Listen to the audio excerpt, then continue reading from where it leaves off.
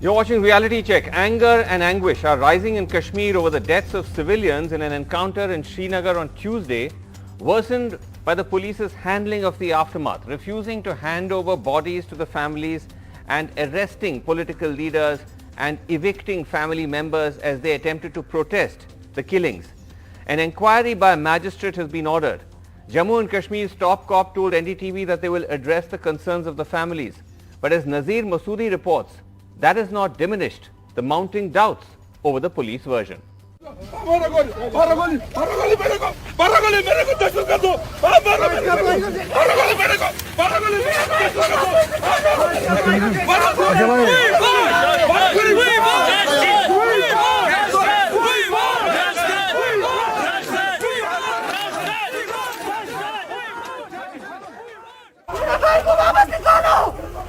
मेरा भाई को वापस निकालो।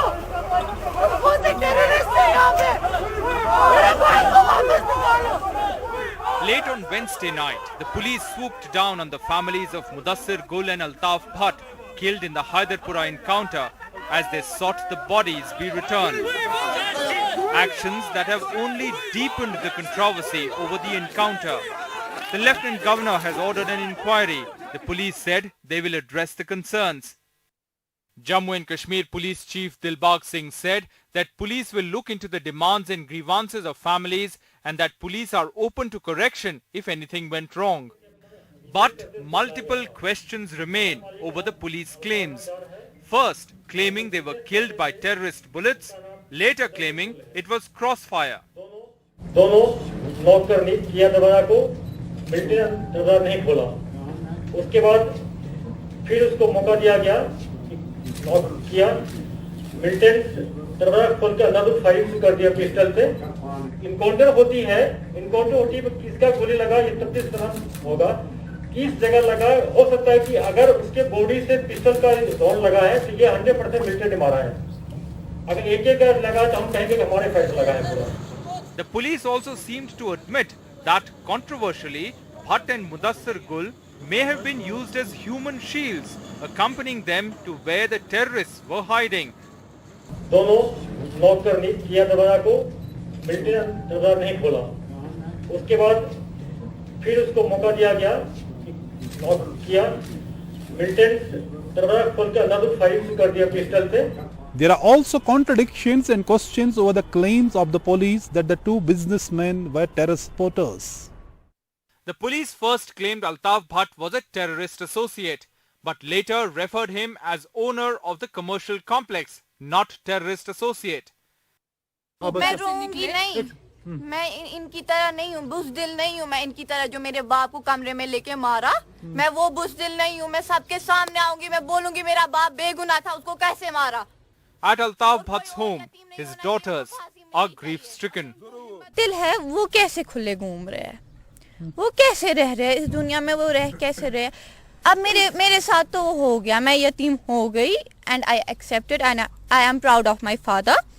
लेकिन मैं चाहती हूँ जैसे मैं यतीम हुई और कोई ना हो। क्रॉस फायरिंग में शहीद नहीं हुए थे, उनको 2 बार कमरे में लिया, 2 बार टॉर्चर किया, उनको तीसरी बार उनको सीधे सीने पे गोली लगाई और वो अब बॉडी भी नहीं दे रहे हैं ये लोग।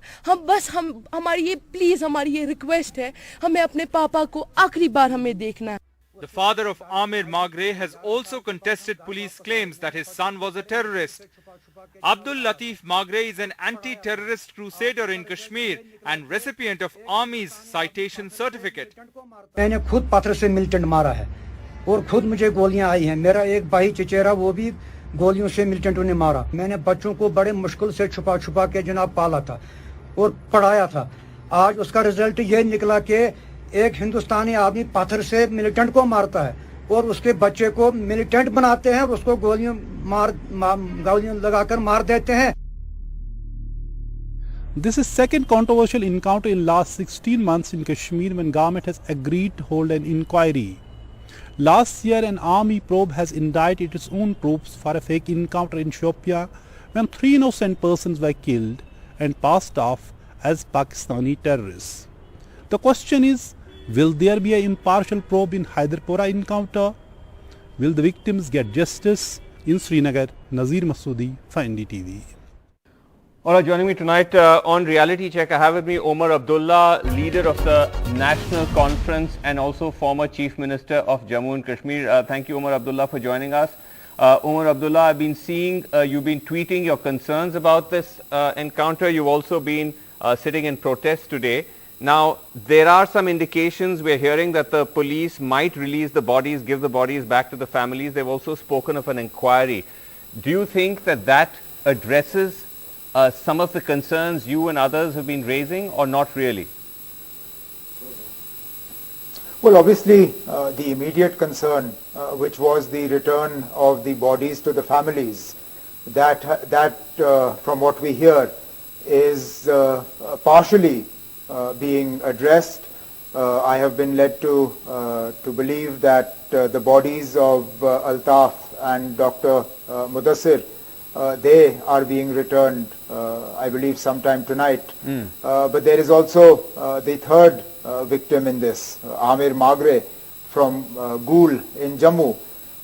In all this, he seems to have fallen between the cracks, and nobody is talking about him. His family also, as his father has pointed out in the initial part of your program, he's an anti-militancy crusader. It's almost unbelievable that his son would be a militant here. So why can't his body be given back to him so that his father can bury Amir as well? So that is one part of it. But the second part of it is then the actual encounter itself. The fact that there have been multiple versions of events given out by the police. But what I understand from talking to the families, from talking to other people, is quite simple. These people, one was a landlord of that building, one was a tenant of the building, a third person worked for one of the tenants. They were taken into that building more than once.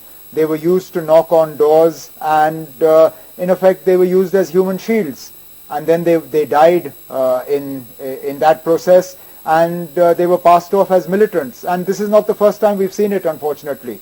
And therefore, if the magistrate is brave enough to establish the truth and come out with the truth, then so be it. But I fear that the current climate in Jammu and Kashmir is such that it will take an extremely brave serving officer to actually stick his neck out or her neck out and come out with the truth.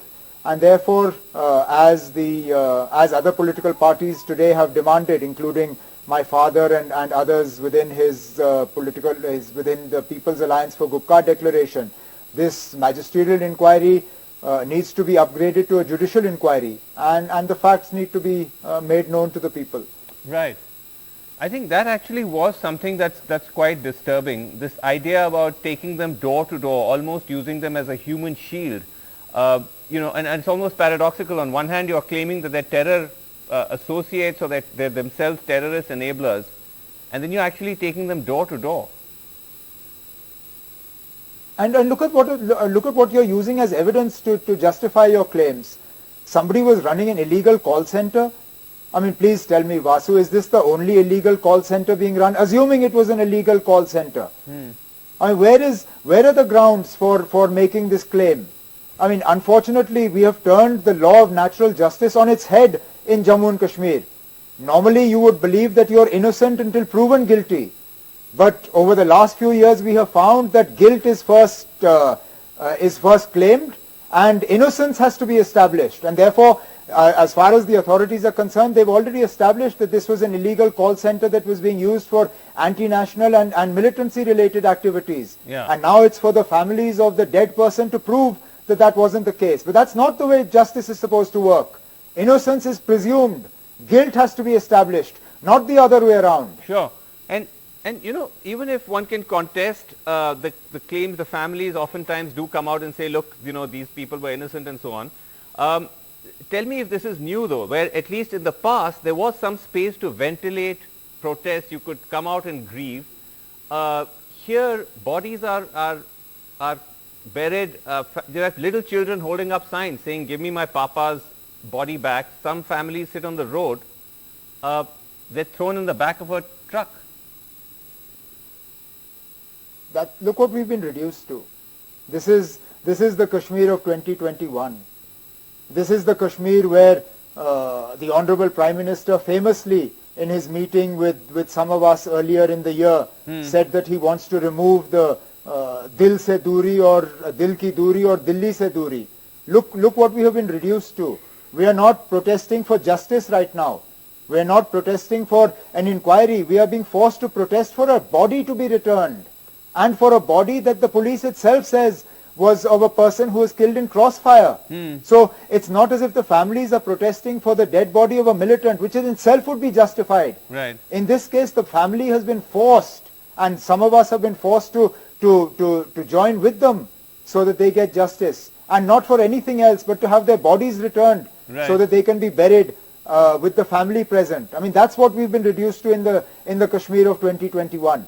But just last question, that what do you think, where is this coming from? Because there has been an uptick on violence, there have been the targeted killing of minorities. Security forces could argue that, listen, we have to get proactive and we need to sort of, root out this new dangerous turn that things have taken. Is it coming from that space, or you believe that there are too many questions here? Is this the first government that is dealing with militancy?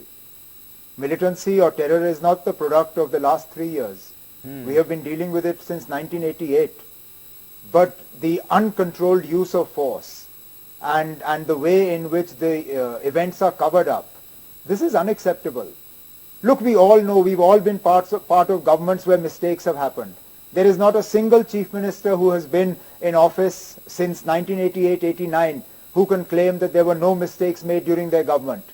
But we at least had the courage to own up and then try and address. Here, it's as if the admission of something, of a mistake having been made, is a cardinal sin. And everybody then sort of moves in to cover up the mistake. And one mistake undoes all the good that you've done in the last few years. Right.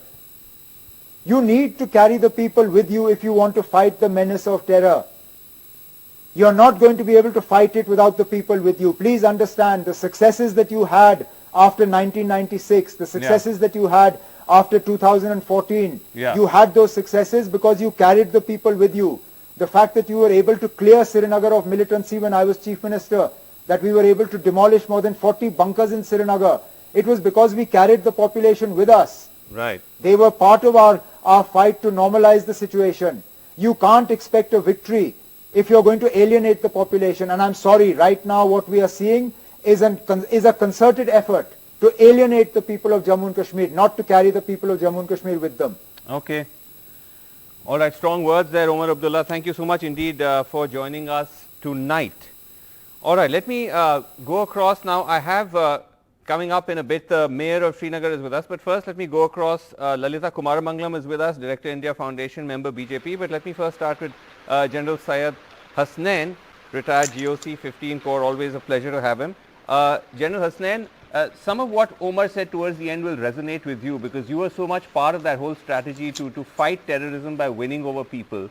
Looking at how this particular encounter has played out, are you troubled that there may have been missteps which particularly has created greater public anguish than we've seen in a while? Vasu, it's always a pleasure being on your programs. And as to this response, I would say I've always been troubled. I mean, in Kashmir, when you are dealing with issues such as this, you're always troubled. Because truth is the thing which is always elusive. Right. And it's very, very difficult establishing, frankly, sir. And when I've seen incidents after incidents, I still remember within the first few weeks of my command, I found a patrol of mine had shot dead a young man who was not armed. And later we had to make up for this entire thing. We had to admit that it was a mistake, right? So inquiries will be held. Whether inquiries will ultimately come out with the truth or be able to come out with the truth is always something very, very difficult. This is typical grey zone. Okay. Where you see there's a spiral of activities which go on here. What has happened is we found relative peace. We went to the people were cooperative, and suddenly after that you found that the other side was sponsoring these attacks against our soft targets, and like the minorities, etc. Yeah. So the security forces went on an overdrive. This overdrive always leads to some kind of activities here and there where you make a mistake. When you make a mistake, it's not easy to start admitting it immediately. Therefore, you try and fend it off.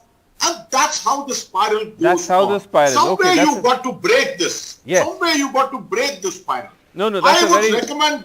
Yeah, That's a very good point. That's the aspect of it. That's a very good point. Lalita Kumaramangalam, when as Umar Abdullah reminded, the Prime Minister said, Dil ki duri, Dilli ki duri. This whole business where again the idea that families have to basic demand, children saying give us my father's body back, you sit and protest, you're thrown into the back of truck at midnight. How does this then bridge the Dilli ki duri? Doesn't it, as he said, deepen alienation? Vasu, with all due respect to both Omar Abdullah and you, first of all, I'd like to say my condolences to those who've lost their loved ones. I don't say it as a member of any political party, but as an individual and as an Indian. Secondly, I don't want to play politics here. As Hasnain ji has just said, this is an extremely grey area. We all agreed that initially peace had increased. I'm not saying it had swept the whole valley or swept the whole of J&K. But now there was in the middle a huge increase in the violence perpetrated by terrorists, basically.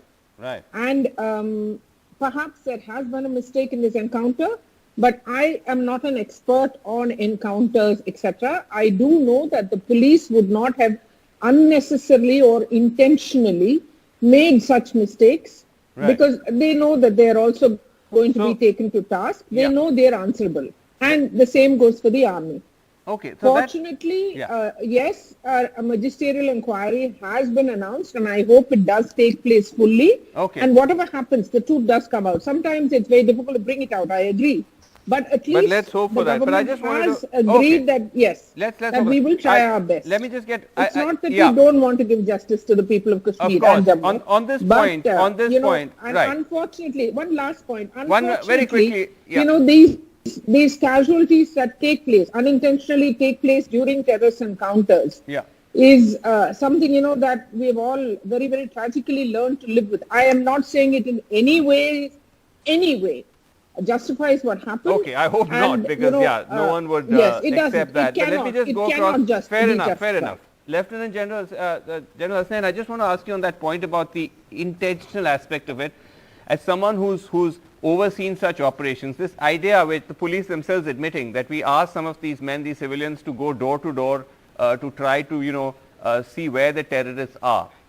Is that a part of the SOP? Is that permitted, or is that a very problematic sort of area to venture into?